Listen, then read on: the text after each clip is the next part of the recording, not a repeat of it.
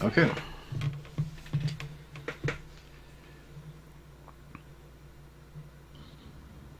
You know what? Josh is getting minimized because that was disturbing.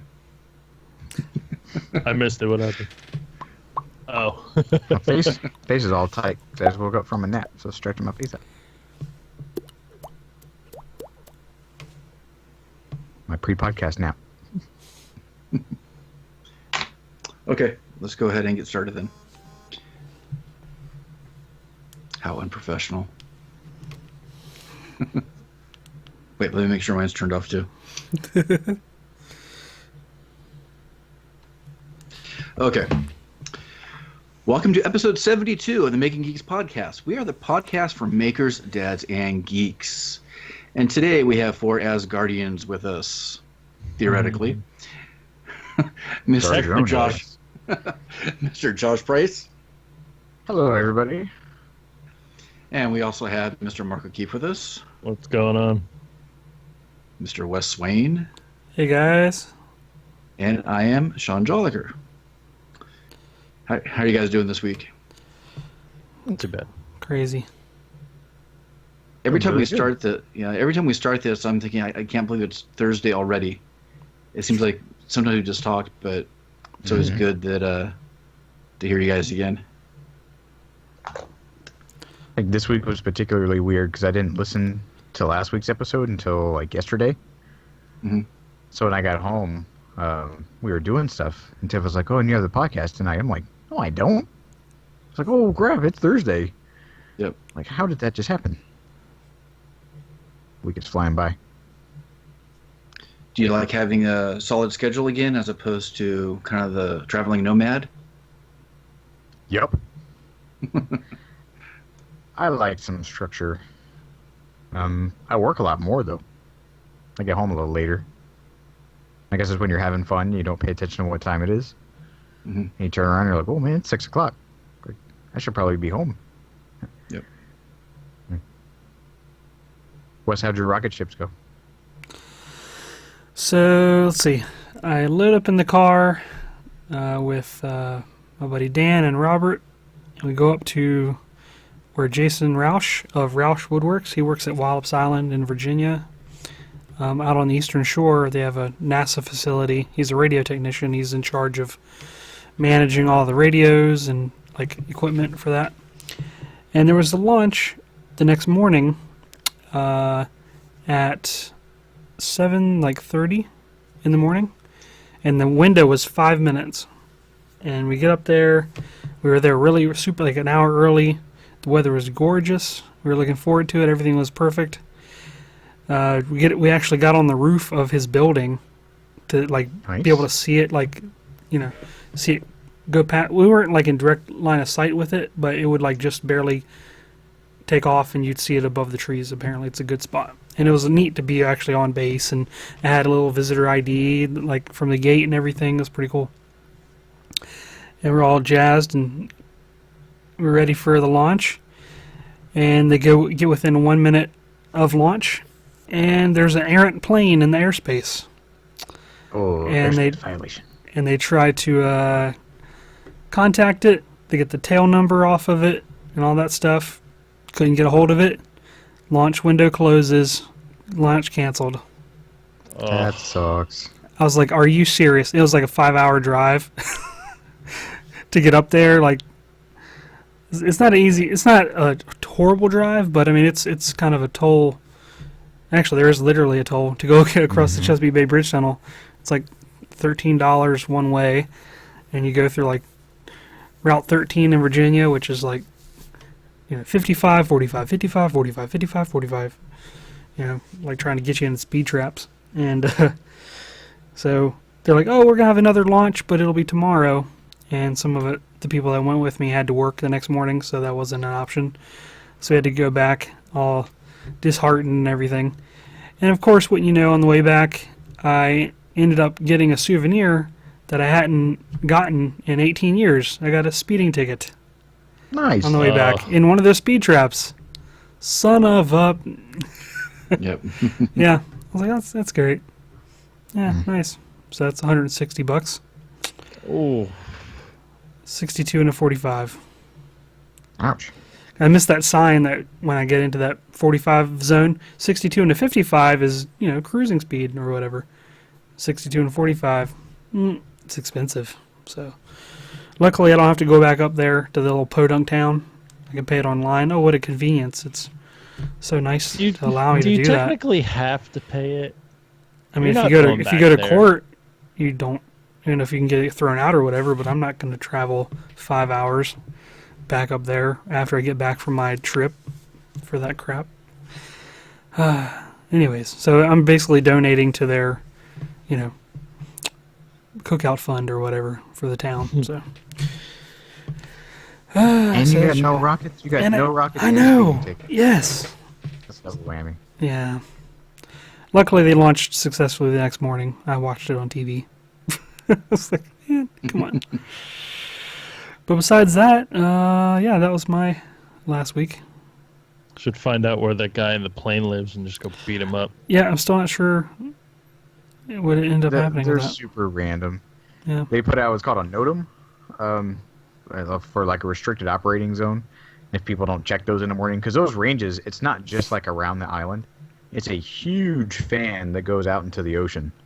And I remember when I went down to the Eastern Range down at Cape Canaveral one time for one of our like test missile launches. They had to stop the launch because of a boat. And so it wasn't like an airspace violation. It wasn't weather. It was some person in a boat that crossed into that fan. Yeah. And there's no like buoys that are just like, don't go into here. It's just this huge swath of like magical map space that in case that thing launched up in the air and had to destruct for whatever reason, like it would be in the debris pattern. So it's just this huge range fan. And if anything is inside that range fan, it's like, look, because it's one of those like, Fido, go, Capcom, go. And it's like, range. And no go. There's a boat. It's like, oh. Yep. So all of rocket science can just be completely put on hold because of some tool in a boat. Errant person who didn't get the message. But that sucks, man. Yeah, a minute within it. Are you kidding me? Mm-hmm. There'd be more. Indeed. But it was nice to go up and visit and hang out with Jason. We spent the night at his house and saw like all his renovations he was doing. He's cleared out like his up. He has like an attic that he's renovated and had like a secret stairwell to go up there, and checked out his shop and everything. And his electronics lab. Good Lord, it's amazing. It's intense. Like it's a bedroom that's converted into an electronics lab, completely separate from the workshop. And you open the door and it's just like, I don't know. It looked like something from like Lost or something. I don't know how to describe it. It's pretty inspiring when like was there a hatch? There might as well have been. Yeah, it was pretty awesome. He's at a level that's beyond anything I can comprehend. But it was fun. That part of it was a lot of fun.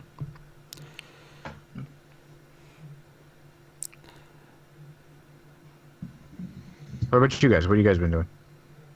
John, Mark? I'm learning software. Lots and lots of software. Finally found a program that will let me paint some of my 3D scans. So that helps me get around some of the limitations of the camera that I have. And it's working out really well. It's letting me clean up a lot, get something that looks a bit more professional.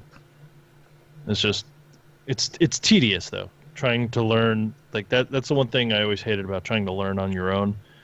If you go to a classroom, there's someone there that has most of the answers. And if they don't, they have enough knowledge to figure out the direction to go get those answers. Whereas on your own, it's more or less, go on the internet. Good luck. So sometimes I can find it, sometimes I can't, sometimes, you throw an answer out to the Twitter gods and hope someone answers, which I did get an answer on one of my questions today, which was nice. But yeah, it's a lot. Cool. What about you, Sean? I've spent most of the week tinkering whenever I could in the shop, and I'm doing a variety of things, making some more headphone stands, which I worked on last weekend, and making these little portraits of different Star Wars figures. Not figures, but portraits of different Star Wars characters. And I'm looking at possibly selling a couple of them as long as the mouse police doesn't get me. Mm-hmm. And I'm trying to design them in a way that I get my cut time under 10 minutes, so I could do a full portrait in under 10 minutes. Nice. And I'm getting pretty close. Except that almost all the designs have a bit change as part of the design, but it's the only way to really make sure I get the detail the way I want. And I'm finding out that I'm getting more and more frustrated with easel just because I don't like what it does to the images I try to bring in. So I'm gonna have to probably redraw all of them and import them as an SVG, and I don't know if I want to do that right now. So, but I'm tinkering and I'm having fun and I'm learning quite a bit, and yeah. Are you trying to do like image tracing? I've done image tracing and it works okay for the most part, but there's one or two items that I have to adjust or edit after, and Easel's interface is just terrible for making any of those changes after the fact. So unless I get the sliders just right, I don't know. There's almost like one small issue on every little thing that I cut, and I don't know. I could probably, with enough time, I could probably fix most of them. I just don't want to invest that much time into these small things that I'm working on because they're supposed to be quick little projects. Yeah, that's your 80% up front. Ugh. Yep. We've been using the laser a lot lately, and it's that same thing. It's really good for iterations because it's quick, but it's like, oh, this little thing is off, or this little thing needs to be like slightly over to the left a little bit, and it's like, wow. Yeah, but once you make your initial SVG file, you just got to go in there and move it, save it, cut it, and figure it out. Now version 4, move it over a little bit more, save it, cut it, and once you get it dialed in and you get your perfect image, you can reprint it or recarve it or whatever as many times as you need to, and that's kind of the beauty of the robots. But it's all that little dialing in at the very beginning, at 80% kind of sucks. It's all the design work. Yep. That's what people are paying for. Yep. How about you, Josh? What have I been doing? We just put out the Escape Room Globe video. Did you guys see that one? Yeah, Yep. I did. Yep. I was so excited about that project. Like, long-time listeners will know what an escape room puzzly kind of like geek I am. And man, that was super fun. That was one of the, when I first came on a couple months ago, it was an idea that he had. And Bob had never been to any escape rooms or anything, and so this idea from Lowe's that he was going to go do this DIY escape room, I'm like, I need to prep you for what you're about to go do. And then he's like, oh, and I get to make like this escape room thing kind of nonchalant. I'm like, wait, what? I was like, can I just do it? And so we went through like several ideas that kept kind of like, well, we don't really know how it's going to work, and that one I was heavily involved in, and it was really, really fun. Like, it was originally going to be just like a box, like a chess game kind of idea, and then it kind of evolved into maybe like a briefcase. I wanted to make a bomb, but Lowe's was very quick. I was like, you got to make it like a cartoony bomb, like make it hyperbole, and they said no, which makes a lot of sense. Of course not. It would have been awesome, though. Why can't you guys let me have fun? Yeah. I watched the escape room video that Lowe's posted, and I was immediately jealous. I'm like, that looks like way more fun than I think, a couple of YouTubers should be allowed to have. But Yeah. It was pretty cool. We keep talking about, like, as a group, like a bunch of us here, like going to an escape room one night, just like a, big outing. And then I was talking to him. I'm like, you may be ruined for all other escape rooms after this. I was like, I've never got to weld in one. I was like, there have been some pretty clever and awesome stuff. I was like, but I've never got to like use a table saw or weld my way out of a room. That'd be pretty awesome. But the glow thing is super fun. Yeah. Oh, sorry. What'd you say? No, go ahead. Go ahead. Oh, but yeah, the globe is. It's really fun, like having somebody to ballpark ideas and just spitball back and forth. In his office, we've got this huge like marker board, so we were just like scribbling stuff all over the wall, and we got a lot of footage for like the behind the scenes and the second channel, but it doesn't really make sense because we haven't made like a really conscious effort to do it. So it's just like little snippets along the way. It doesn't make like a full cohesive story. But I got to come up with the idea of the magnetic pieces and the story and like the little latch thing. Like it was funny. I was like, "Oh, I've got one of those at the house," and so I'd run back here and grab a little piece. And that little Pelican case latch, like that came from work from Lockheed. Like I had some of those. We would take off of our Pelican cases. I just had a bunch because I was like, I'll use these. These are cool. So that was one of those, and I don't know, it was really neat. I was really excited about it. And then we got we had like a game night over at their house one night, and we got everybody else to play it. And Bob is super low key, like he's really quiet, and you can sit there and watch him with just like ear to ear, like Grinch grin on his face while people are playing this game. That one was super fun. So, this job is really, really fun. I don't know if you guys realize that or not. I have a bunch of kids coming over to my house for Christmas this year, since our family is getting bigger. I think I might want to throw all the kids into a room and let them try to do an escape room. And just let all the adults party while they kind of freak out trying to get out of the room. When's that going to be Child used as, as a defense? Yeah, when's that going to be used as a defense? It was an escape room, officer. I swear, there's a way to get out. Stupid Child kids. services might call it something else, but it's a puzzle. They can get out. They're just not smart enough to do it yet. I like to foster Could you put free your hands behind thinking your and head? creativity. They couldn't figure out the 30-60 triangle. Yeah, we're working on a project right now that was particularly ambitious, and it has a lot of Arduino coding and a lot of wires, and we plugged everything in and nothing worked. So today, most of the day was spent troubleshooting and resoldering and repinning and ugh. And at the very end of the day, is that a project for some tools? I don't want to give anything away with a guess, but it may be. When you turn one on, something happens potentially. It's a shop project that deals with a lot of automation. Yes. Okay. I'm pretty sure. I'm pretty sure I know what it is because I heard him talking about it on the podcast. Oh, did you talk about it already? He kind of talked about it. He said he was Okay. going to redo something from the old shop. Yeah. So if you're smart enough okay. or pay enough attention to figure out through context clues, like, yes, we're doing that. And we finally got it to work today. And it was pretty killer. It was like the last possible second because we heard everybody upstairs and like my family came over and we were all going to go do something. And again, we didn't realize what time it was. And his dad came over and we're like, we can't figure this out. And then at like the last possible moment, it all just worked for no apparent reason. Yeah. I was like, well, pin 10's not working. Like, just move it to pin 11. Like, so arbitrary on Arduino. And So that's when you hot glue everything, tape everything, and say, don't touch it.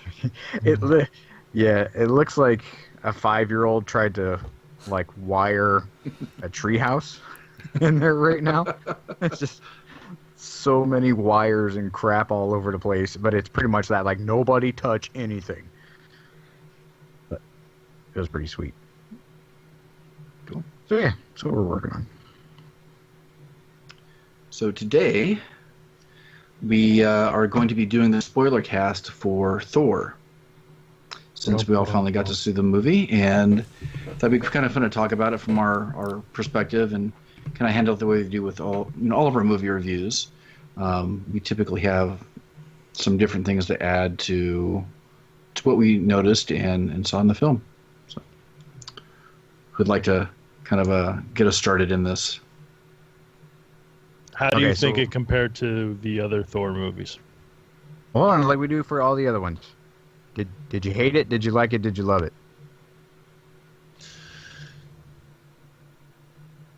I loved it. Okay. I thought it was good.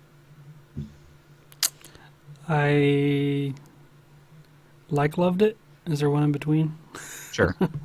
There's now. Three categories. Yep. I wanted to love it, but I didn't love it as much as I wanted to love it. Okay. Sean? I thought I liked it as a Thor movie, and I loved it as a Hulk movie. Interesting. I liked it. I was surprised. This is probably one of the one Thor movies that I actually liked. I'm not really keen on Thor movies. Yeah, see, I like the character. I like the way they did with it, like what they did with it. But Thor 2 was meh. Thor 1 was a good introduction to the character. But this movie I really liked. I thought it was a lot of fun. You got to see him play around. You know, it wasn't quite as serious as some of the other Marvel movies have been or have tried to be. It almost felt like a Thor reboot in a lot of ways. Oh, yeah. Almost as if you could have erased the other two movies. And if you already knew Thor's origin, you didn't even really need the other two movies, other than what the bigger part they play in the entire universe with the Infinity Stones. Yeah. This almost could have been the first one, because it is such a departure from the other films, both in terms of its tone, the set pieces, and the character himself. I agree. I saw the first one and got bored and didn't really watch it. After that, I didn't watch the second one because the first one didn't hook me. And then I saw this one, and it could have taken the place. Like, I feel like I understand who Thor is through the Avengers movies. Like, I don't feel Thor is a really deep character anyway. So, this could have been the Thor movie. And I would have been completely okay. I understand. In this movie, I understood who the characters were. I understood his world. Granted, it was a little more surface, but you didn't need to watch the other ones. No.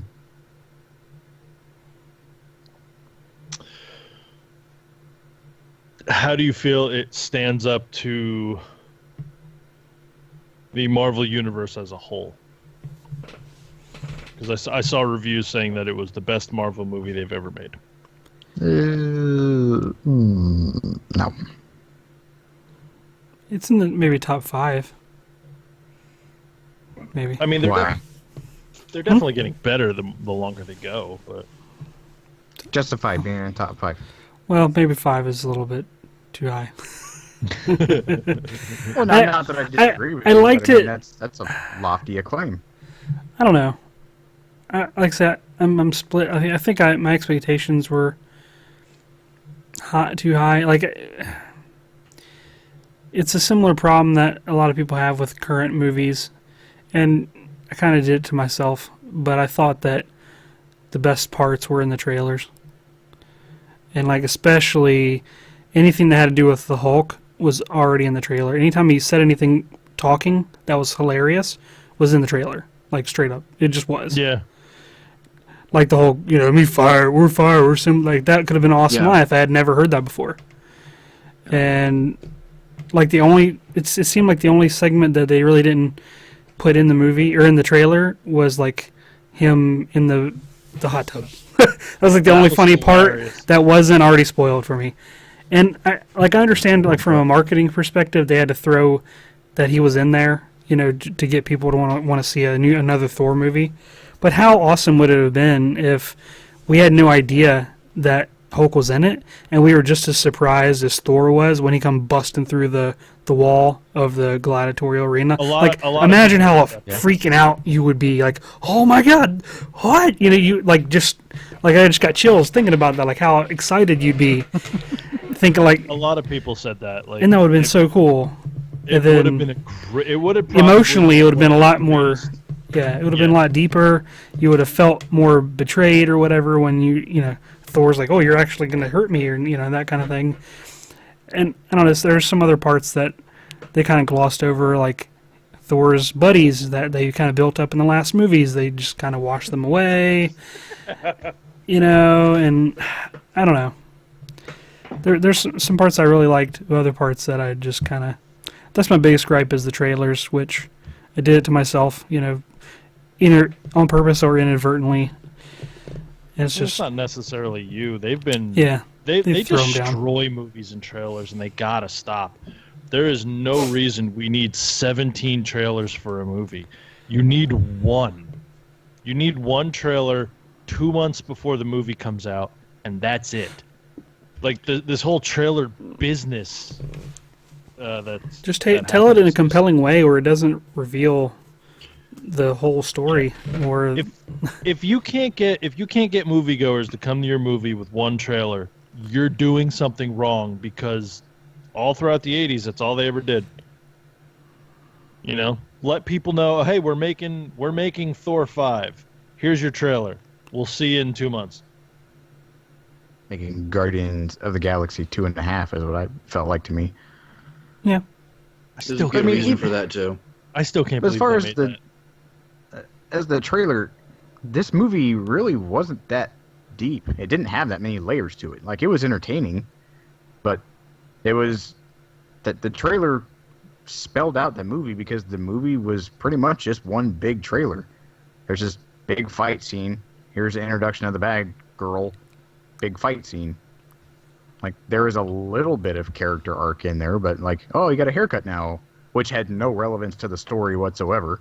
Like, that was disappointing to me. Like, I felt in the trailer when I saw him get a haircut, and I'm like, oh man, it was going to be some like Samson type thing where like his hair was going to be some type of power he was going to lose. But it was a Stan Lee cameo, and it seemed really cheap. And I don't know, it seemed like was it Chris Helmsworth? What's that guy's name? Chris Helmsworth? Yeah, like he had Hemsworth, like he had some other project going on, or he needed to cut his hair, and then the two directors had to make some type of consolation. But it really was a pointless gesture in the movie, and it made him look handsome. reboot him visually. So yeah, I guess. But the trailer was the movie, because the movie didn't have a whole lot of substance to it. Yeah. Unfortunately, I think that this movie suffers from having to fit into the bigger universe, because all the events that took place on this alien planet are actually something much bigger in the comics, called something called Planet Hulk, which more of Hulk's storyline, which they just basically planted Thor there to actually, I guess, a little bit of fan service. But then back in Asgard, you have a whole different story going that is probably the deeper story to begin with this idea of a banished daughter, a hidden history and past of Odin actually being a tyrant, cool. And it was cool. But I'm sure they could have explored that a lot more. Yeah. But it's a merging of these two separate full stories that could have existed on their own into one package. It makes for a great popcorn movie. But Josh, like you were saying, it's not very deep in any sense. It's very kind of surface level enjoyment. Is it Batman vs Superman syndrome? Too much in one flick? No, I don't think it's that bad. I think they managed it a lot better than that.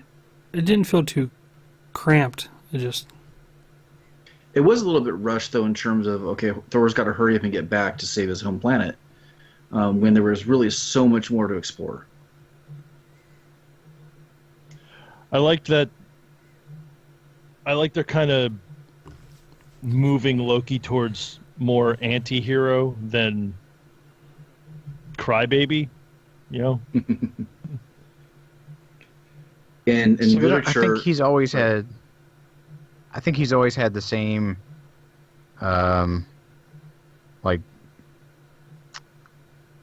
his character has not evolved. Like, he's a bad guy, but he's kind of good. He has good intentions, but just can't seem to be the end game. Like, he can't figure it out at the end. And it even talks about it, and it's really good that Thor mentioned it. Like, when they're walking to the ship, and then Loki's like, oh, I'm going to go turn you in for the reward or whatever. And he's like, yep, I knew you were going to do that, because I know you're going to betray me. We're going to go back and forth like this. And so it's really good to see them kind of point out that kind of obviousness of their back and forth, because it's been repeated. And Loki kind of at the end, like, he's going to help. Like, he's like, go send him off to go throw the skull thing into the fire, and he goes and does it. So he kind of has that character arc, which I was glad to see.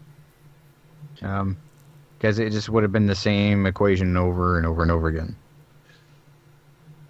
You're kind of at the mercy of traditional literature in that sense, that because Loki's part, he's supposed to be a trickster, even like in terms of the mythology, he is a trickster. And the nature of a trickster is walking this interesting line of disruption without really entirely being bad.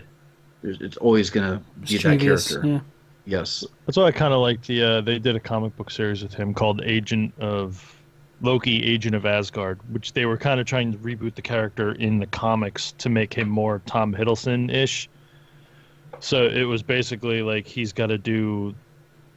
I wasn't completely clear on the story because I guess Odin and Frisia had a divorce or something, so he was working for his mom doing like Asgard Black Ops, sort of, or Asgard spy work. But he was still just messing with people everywhere he went, and it was so much fun because he's like, he wasn't necessarily a bad guy, but he definitely wasn't a good guy. And I always like that, the mischievous aspect more than the I want to rule everything, you know. I really like Doctor Strange's cameo. That I had a smile on my face the whole time. I'm looking That was forward one of to my it. favorite parts. I wish there was more of that though, because like most of it was at the end of the last movie. Yeah, it was recycled. Yeah. Yep. Yeah, Bob went to go see it before I did, and I asked him, I was like, okay, does it connect to other movies? He was like, yeah, kinda. I was like, what about the end of Doctor Strange? Like, did it answer that question? And I don't think he stayed to watch all of the after credits in Doctor Strange. He didn't really know what I was talking about. So I know when he saw it, I was like, this is straight up. Like, I don't recall any, correct me if I'm wrong, please, any Marvel movie that just pretty much copied and paste. Yeah. Like, no, they did, God, what one was it? Yeah, it wasn't even a continuation. Beginning of Civil War was the end of where Winter they found Soldier. Winter Soldier. When they found him trapped in the machine, that was cut and paste the exact scene. Yeah. Okay. Oh, right. Yeah, it felt like kind of a waste of the previous after credit scene. Yeah. You know what I miss? A little cheap. I miss the Marvel one-shots that used to come out with the video, with the videos. Mm-hmm. Those were always fun too, because they always gave you just that little bit of something. There's talks of bringing it back. Yeah, nothing is. I'm dying for clarification on the Hail to the King one, where Mandarin, the quote unquote Ben Kingsley, was in jail. Yeah. I think that they're... Go ahead. Oh, sorry, go. I think they were trying to tease that for a possible Iron Man 4, because I don't think that Downey's contract had been worked out at that point. But as of right now, I don't think there's going to be an Iron Man 4, so that might just kind of die where it is. Yeah, I don't think there will be either, but I had a theory on that, or where they could go. Because there was a couple lines in Iron Man 3 that didn't quite make sense to me in context to what was going on. But I don't know. I just because like with Iron Man 3, I felt Ben Kingsley was a complete waste for what they did with that character.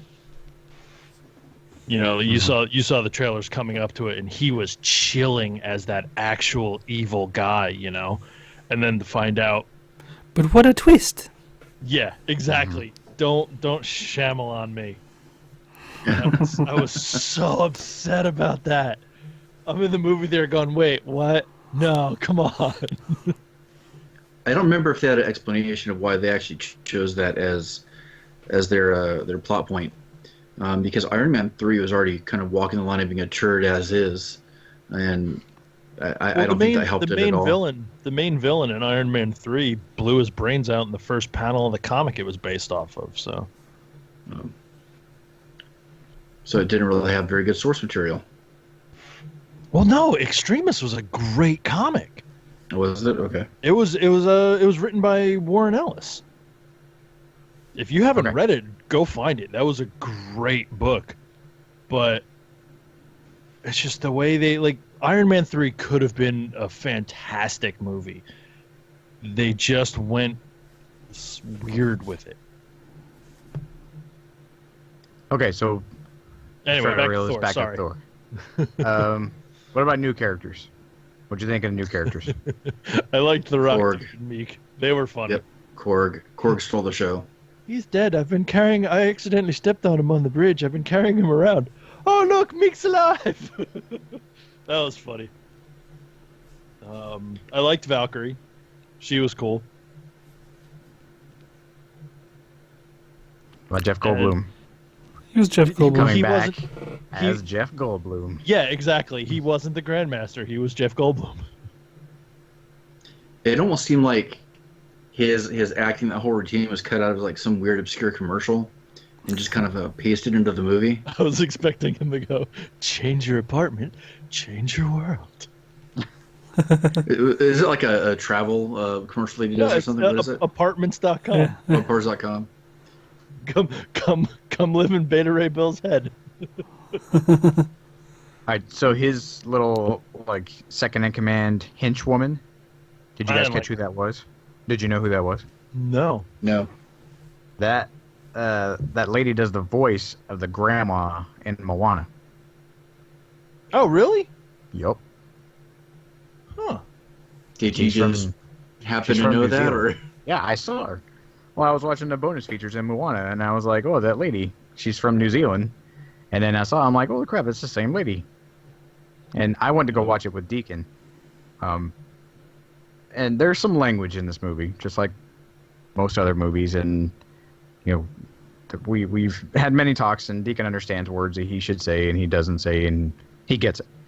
But overall, like, for kids, like, I asked some people what they thought of the movie before I took Deke, and it was pretty benign. So would you take your kids to go see it? Or am I just a terrible parent? I'm not going to lock my kids in a room for Thanksgiving type thing, but, like, on what level of... Do you think this is a kid-friendly-esque movie? not for my kids? Not yet. I'd wait. Just like Hulk scene. You know, you don't want to go through the Hulk mall what? rats. You don't want to go through the mall rats explanation of being, superhero body parts and. You didn't see his dork or anything. saw Yeah, his Thor- ass. Is it made of rock too? You saw Thor commented on it. Dad. Now I write it over Deacon's head. He had no questions, didn't I did. That seem to scene notice. was one of the funnier ones. They're like, "Oh, look, Hulk in a hot tub, burned into my brain." I think if there was one kind of regrettable moment as a dad taking my 7-year-old, is when they hijacked Jeff Goldblum's ship, the circular one that was all Oh. flashy. Right. It was like, what does he use this thing for? And he was like, oh, he takes it to go on intergalactic orgies. And I was like, la la la la la. And I was like, oh, that passed. He was like, he does what? He takes it on intergalactic orgies. I was Voyages. Like, dude, stop. Like, you did not have to reiterate that. And he turns to me, he's like, what's an orgy? I'm like, nope, not now. Not now. There's Not the doing question that. no parent ever wants to be asked. I'm like, be It's quiet an and watch adult the balloon movie. party. I'm like, Hello oh, Siri, boy. what is an orgy? Oh, da, da, da, da. Yeah. He kind of forgot about it, I think. And he hasn't asked me since, but I'm like, nope, later. When you're older. It's gonna come up in vocabulary homeschool class. Say what Bonus now? word. The word of the day.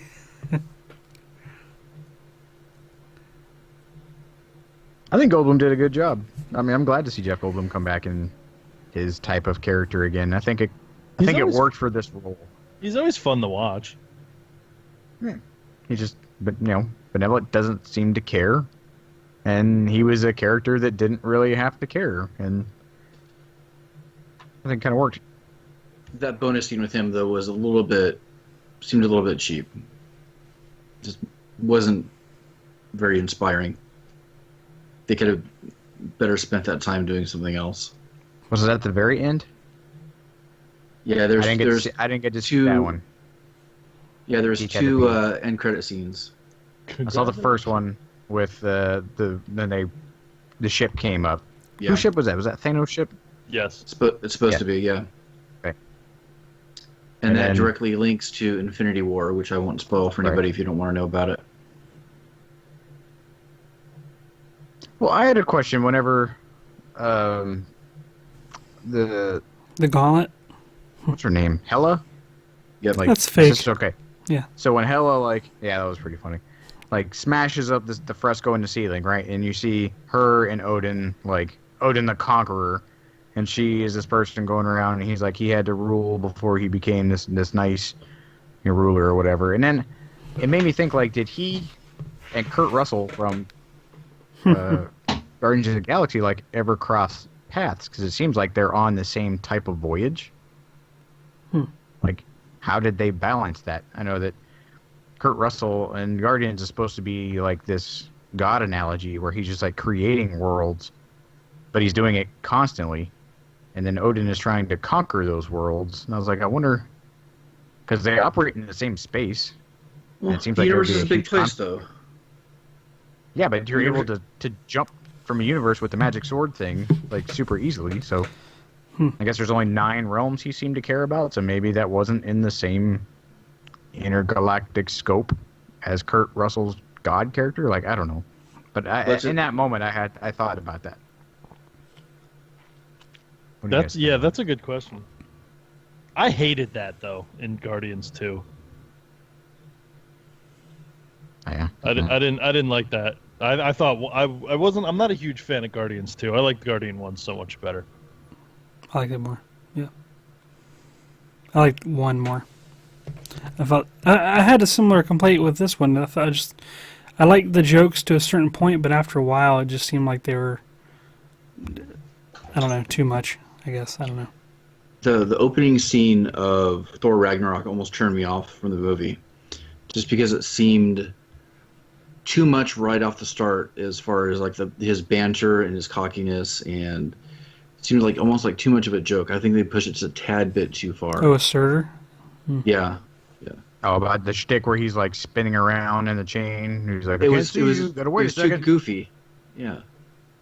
I had that thought, and then I guess when he starts beating on him, I'm that could be just blatant arrogance. I was maybe with Thor's character, since I don't really know Thor's character all that well, and I was it could be just complete slapstick, trying to get low-hanging laughs right off the bat, or if I was a fly on the wall, maybe that is how he would talk to someone that he knows that he has the upper hand and he's about to, thwart. I don't know. It's almost like breaking the fourth wall in a way, too.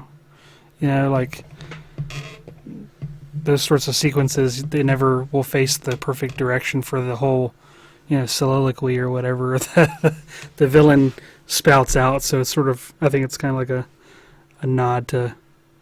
It's a monologue. Yeah, exactly. Or in, was it Star Wars, when Poe is up, up against Kylo Ren, he's like, "Oh, are you going to speak now? I speak now? It's my turn?" That's sort of like a fourth wall break, kind of, take the normal trope of a movie and kind of try to spin it a little bit differently, which is funny at times, but... Well, even in that scene, yeah. It made me think that these guys knew each other on a level that was much more than mysterious rebel good guy and dictator bad guy. That they must have known each other when they were younger. So besides that getting a laugh, because he wasn't even afraid of him whatsoever. Yeah. Yeah, that felt really deep to me, and I'm hoping that there's more to that. And so when in the same kind of vein with him spinning around, and how hilarious or whatever it was supposed to be just because it was funny, and he's breaking down that wall like you're mentioning. I was is this may be not really a key moment, but it may be necessary to the story where he just has no respect for whoever this guy is. And he's didn't my dad kill you already? And he has zero respect for this person. I did like ultimately that line. Turns out to be the savior of this savior/destroyer of the world. It was necessary. A very unique place for a character to be in. I didn't like how easily she went down, though. She got smashed up by a Gigantor sword. Yeah, I would have liked her to put up a slight more of a fight. And why was she so overpowered? if they're brother and sister. You know? Hmm? That would have been nice to... She was so much more powerful than him. You know, like ridiculously powerful. So if they're the same family, why was she so much stronger than Thor? I get in the comics she's the goddess of death. She's Hela, so that makes sense in the comics. But they're not family in the comics. So you think she's dead? Or not, well, because she's supposed to be integral with Thanos, right? Isn't she like the mistress death? Well, that's no. Or is that like no? No, that's she's not hell or death as she's embodiment of death. Yeah, she's the goddess of death. She rules over the realm of hell, which isn't the same as the hell everyone thinks of. Except in the movie, I think they might change that, because in the comics it's Lady Death, which is supposed to be this weird representation of actual death. Right. Yeah, that's what Thanos is in love with. Okay, right. But for audiences right now that've been following the movies, I think, Wes, I've been thinking the same thing you are. I think she's going to come back and she's going to end up being. Because she's too big of an actress to just throw away one movie. It would make more sense with that connection. I think that what they do in the Marvel movies is once a villain dies, they die. Because it's not like the comics. You can't keep going back and making these multi-million-dollar movies. So if they kill someone, they're probably dead. And I will probably be proven wrong in Infinity War, because I have a feeling a lot of people might come back to life. Well, you have all the different gems that allow different possibilities. So especially messing with time. Yeah. So the rewinding of time might be considered different than just, reanimating somebody. I don't know. But we'll find out in a couple of years. Did you guys catch on to the some people have talked about online, like the Infinity Gauntlet, like that throwaway line, oh, that's a fake. Did you realize what that was doing? Where in the first movie it was kind of just like an error. Yeah, and exactly. Yeah, it was the wrong hand that Thanos ended up putting the gauntlet on later on. Like it was the right hand in the chamber, but it's left every time after that. So it was like people were like, "Hey, what about that first scene in Thor 1, blah blah." And so that was the way they were supposed to undo that. It's kind of cool.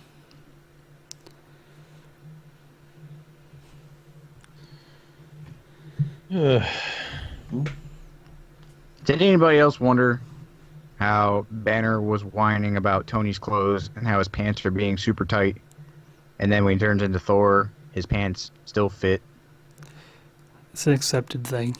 Well, they addressed that in Avengers 2, I think, where Tony engineered him special pants that they stretched. Yeah, but those were Tony's pants. You weren't supposed to question it at this point with Hulk.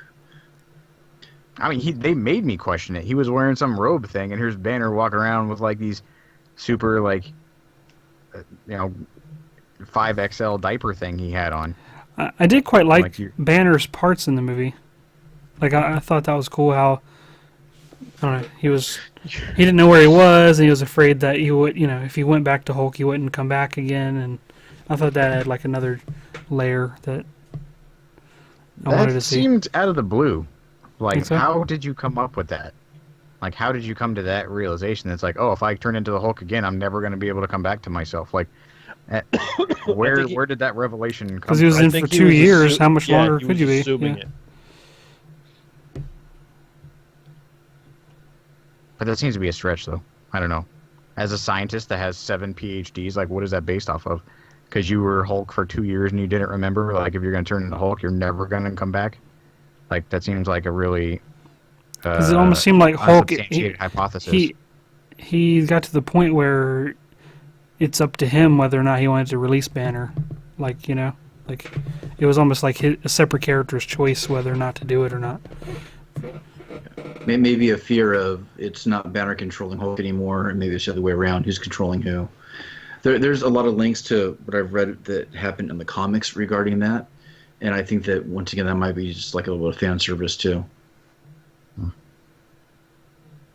I did like the struggle that the two characters had when they were inside the ship, and he was smashing all up whenever he saw Black Widow on the screen, and Yeah.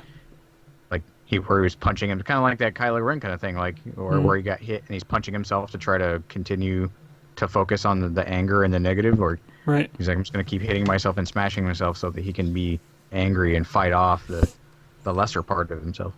That reminds me.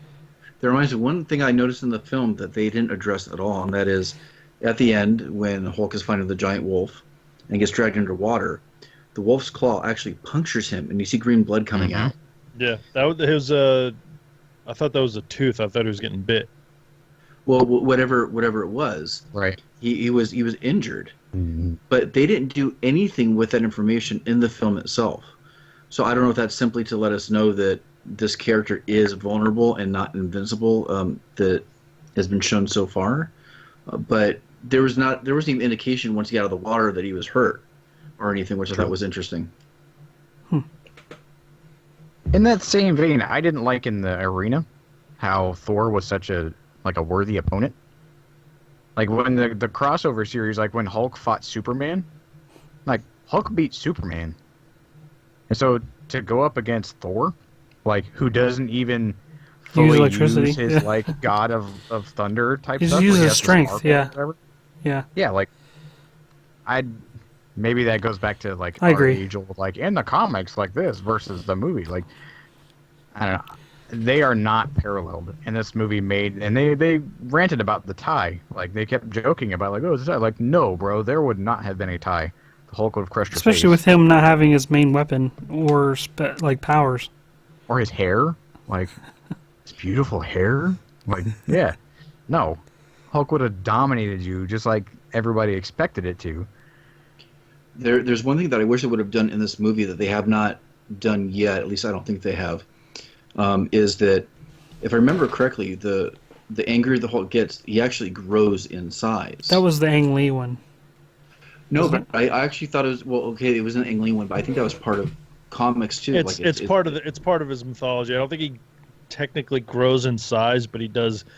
The angrier he gets, the more powerful he gets. I could be wrong, but I thought that's part of what happened. But if not, whatever.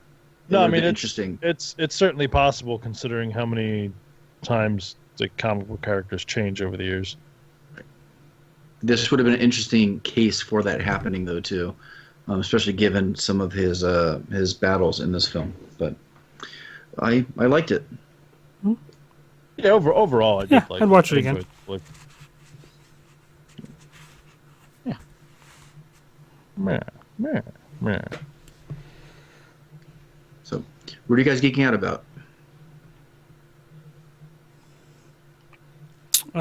This weekend, when this podcast will air, I'm gonna have a bunch of makers at my house. That's gonna be kind of cool.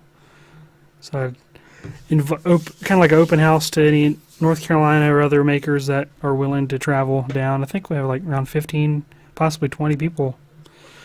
Even Matt Haas from Pennsylvania is coming down. I think that's more than cool. enough people to fight that flat Earth convention near your house. Okay, you have to get me one of those. It's not a globe. One of those sagittal Maps? flat map, I whatever. believe it's things. called a map. If it's That was not last called- weekend, bro. Oh, was it? Yeah. Oh. It's I just just the wanna look UN at map. That's So it one of looks like their. there's some like middle ring of ice, and then more land, and then another ring of I don't know. It looked Yeah, it's from the Antarctica. picture I tried to dissect. And the Arctic. The Arctic is in the middle. The Antarctica is outside. Maybe they watched Thor too many times and thought it's kind of like Asgard, where you just kind of fall off the end. Oh, but Wes, I won't be able to make it though. I'm not gonna have the time. I figured. Yeah. Your schedule's tight. Plus, since you're flying over there, I mean, that makes it logistically more difficult. Which Yeah. is going to lead into that about. I am in the amazingly awkward situation where I'm working with Bob, which is amazing. We just kind of started this, and I actually have a job interview at the College of William and Mary to be their maker slash. You want to do the whole Fine, sequence over professor. again? You're breaking up. What do you think?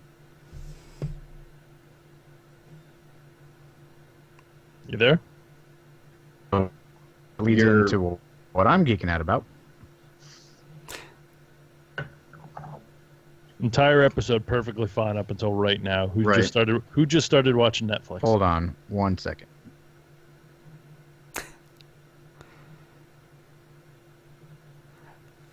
Get the hell off me. Tiffany's like, Netflix and chill. Bloop. All right. The whole sequence where you're Can you talking hear me? about William and Mary, I would say to do it again, but you're breaking up as it is right now too.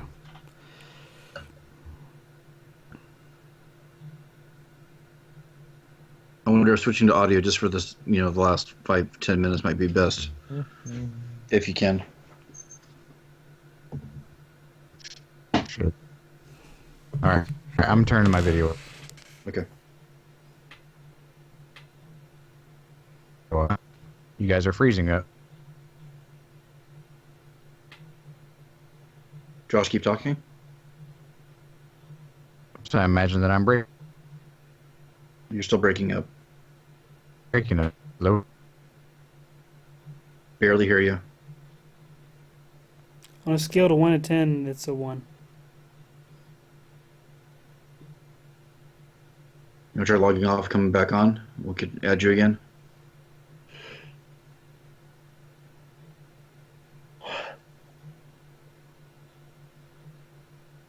Right at the finish line. Almost. Oop.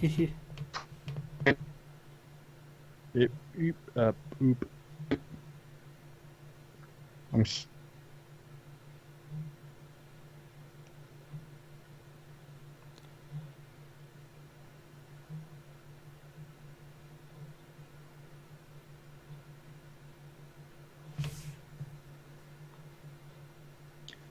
Wes, is that the Pixel?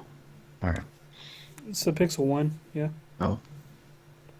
Oh. I'm gonna get rid of the video.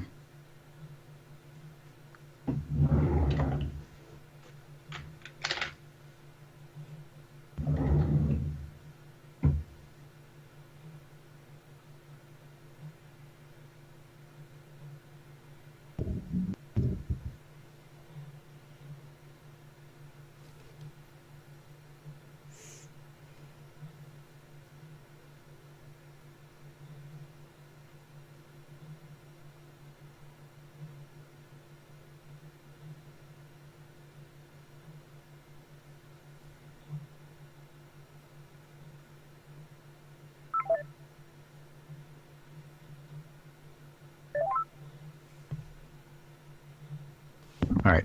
Is this any better? A little bit. Keep going. Yeah. A little bit? A little bit's No, not good. no, that's, No, a, that's that's much- a lot much- better. much Just better. gotta keep talking. Yep. All right.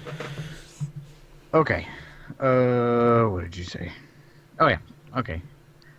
So I guess that leads into what I'm geeking out about. This Sunday, I'm going to Williamsburg, Virginia, for a job interview. Which I know seems kind of crazy because I just started here and I like to make stuff, which is amazing. But when we were doing our travels, there was a position for the makerspace director at the College of William and Mary, which is the second oldest school in the country, and I applied for it. And a couple weeks ago, they called and set up a phone interview, and I guess the phone interview went really well. And now it's between me and 2 other people, so we have to go out to the school, meet with a bunch of people. I actually have to give. So besides being the makerspace director, it would also be teaching Intro to Engineering and Design, which is amazing. So I have to give my first day's lecture. So it's like an hour-long class that I have to give, which I have to design, I have to construct, and I have to execute. So I'll be doing that next Monday, which I know it's kind of crazy. Like, this is a crazy, awesome situation and kind of nuts at the same time. Where, like, I love doing what I'm doing right now. And then I absolutely love the idea of teaching and running the makerspace. Like, it's the whole reason that we went on this journey in the first place.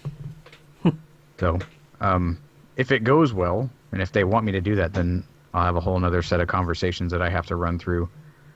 But, yeah, they're flying me out. They're going to put me up in a really nice place to stay, and then I get to teach again, at least one day. So I get to teach class on the campus of William and Mary, if not one time. So How long are you going to be there? I'll get there Sunday afternoon. Be doing the lecture / kind of talking all day Monday, and then leave Tuesday mid-morning. So it'll be a quick turnaround. And I'll fly back here to Kentucky, and then we will drive the 8 hours down to Florida for Thanksgiving. So it'll be an action-packed traveling week coming up. So yeah, that's what I'm geeking out about. Some awesome opportunities. Heck yeah. I am geeking out about something quite a bit different this week. I'm geeking out about getting a new leg, finally. What? The lifespan of a prosthetic is usually about 2 years, and it's dependent upon insurance also for what insurance will pay for. But there's a normal wear and tear that has to be kind of looked at, because if you don't take care of that, then you cause more and more damage to your leg, which I've been doing to my leg over the last 6 months with not having a proper fitting prosthetic. And I'm also going to be getting a different type of prosthetic this time that I'm hoping is a little bit more comfortable, that doesn't beat up my leg so much. And I've been waiting for that for quite a while, and I'm excited to finally be getting it. So that's Nice. what I'm geeking out about. It's really cool. Yep. Nice. No. If you guys want to see what a prosthetic costs, I'm going to post a line item breakdown. It's pretty expensive, but yeah. Now, is there like a lens crafters type place where you can go and like, I want that one and not that one, or like? No, but I have an idea that I haven't followed up on. I really should. I actually want to work with Matter Hackers on something to 3D print the socket for the leg. I think it'd be something really interesting and even kind of helpful for people, because, and I talked about the cost before, largely because of the cost. And it's a kind of a long process. They have to measure you. They create a temporary prototype for a fitting. They make adjustments based on that. So the prototype they make is clear so that they can see the leg and try to look at the pressure points of where it hits and try to relieve that pressure. Then they have to take that back, do another prototype, another fitting, make sure it fits okay, and then they take that back and they make one out of carbon fiber as the final version of it, at least for the one that I'm getting. Nice. So it's 3-4 week process sometimes. I think all of our wheels are turning to figure out how to make that a better process. It's something that I would like to talk about sometime. In fact, I want to do a video for my channel to actually kind of do a show and tell. I think it's kind of an interesting topic, and I think that there's a lot of problems with this and the way it fits that would be nice if it would be solved, because it's a problem for a lot of people, and not just the cost, but just simply the engineering of it and how the locomotion of the walking, how all that works together. I mean, prosthetics have been around since like the 1300s. They used to be carved out of wood. We've come a long way, but we still have a long way to go. And I haven't looked at any statistics, but I have a feeling that because of wartime injuries, other things, infections, that we're seeing, I don't know if it's an increase, but at least a larger number of people that want to maintain their daily way of life, and we could probably help that a little bit more if we had a little bit more attention to how this actually works. So maybe something in the future.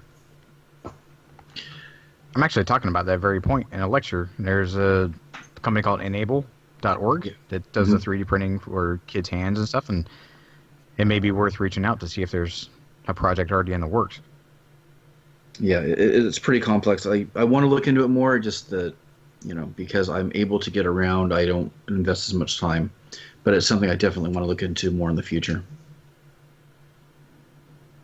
My vote is Arduino.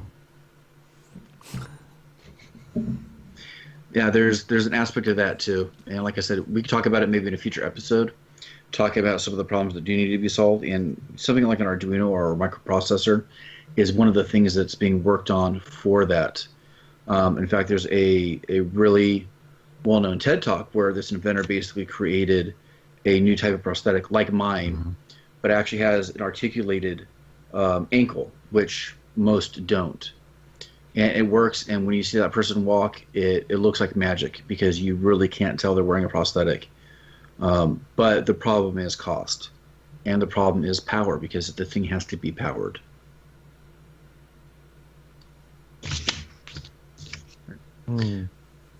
Solar power and kinetics. Maybe. So how about you, Mark? What are you geeking out about? Software. I'm learning software, and it's cool. Going through a mesh mixer right now, which will probably bleed into ZBrush eventually. But it's it's crazy. Some of the stuff that you can do, I didn't know there was a program to do. Yeah, I've been looking for something to edit and manipulate the files after I get them ready for 3D printing. So it's cool. I can paint all the files, and I can kind of manipulate them a little bit and add some stuff, take away some stuff, and it's if you do any 3D printing, start learning Mesh Mixer because it will make your life a lot easier. Okay. Well, Wes, I think I went first. did you go first? Was I last? Did we all go? Yep. All right. Okay, so I'm up. All right, so we would love to hear from all of you, all of our listeners. Things have been kind of quiet lately. We want to make sure that you're still out there, you're still listening to the show, you're still enjoying what we're putting out every week. So please go to the contact page on makinggeeks.com. You could also, or I'm not going to, we almost stepped on Mark's part, but go ahead and check out the contact page. You could send us messages directly. I get those. I share them with the group. And we'd love to know what you're thinking about the show. We've made some subtle changes over the last couple episodes. I've made some changes to the audio. But some sort of feedback would be great, and ideas, topics for the show, things that you want to hear. And once again, on the home page, you have all of our past episodes to listen to right there anytime you like. So please visit makinggeeks.com. And you can find all of our social medias across the gambit on Instagram at Making Geeks Podcast, on Twitter and Facebook at Making Geeks. And we'd like to get a special shout out to our patrons over at patreon.com/makinggeeks for keeping the lights on and keeping us on air. It's through their financial donations and contributions that keeps everything running. So we definitely want to thank you guys for your support. It means the world to us. And a special shout out to our top patron, Mr. Seth Williams. Thank you, sir, for your support. And if you'd like to help us out, head over to makinggeeks.com/ that was not the right URL. Just make sure you guys are listening. Patreon.com/makinggeeks. Good night, everybody. Good job. And if you want to connect with us individually, you can find us all over the internet at geekbuilders.net, geeksmithing.com, Asylum Designs on Instagram, Thingiverse, and Twitter, and thepiworkshop.com. And we'd like to thank you for hanging out with us, Thor SpoilerCast. If you haven't seen it yet and you've made it this far, good for you. Go watch it. It's entertaining. If you're watching this in the future, then hopefully we'll be coming out with Star Wars The Last Jedi here in a month. Yes. Our good buddy Bob Claggett, our resident Star Wars nerd. But in the meantime, you can catch up on all of our episodes. Yeah, I know I said it. I'm sorry. You can catch up with all of our episodes on the website. Stay tuned every Saturday for a new one. And we thank you for hanging out with us, and we hope you have a fantastic week. See you guys. Night, everybody. Have a great Turkey Day. Yay. Gobble, gobble. Yeah, it's coming up, isn't it? Yeah, in fact, we should probably talk about next week really quick.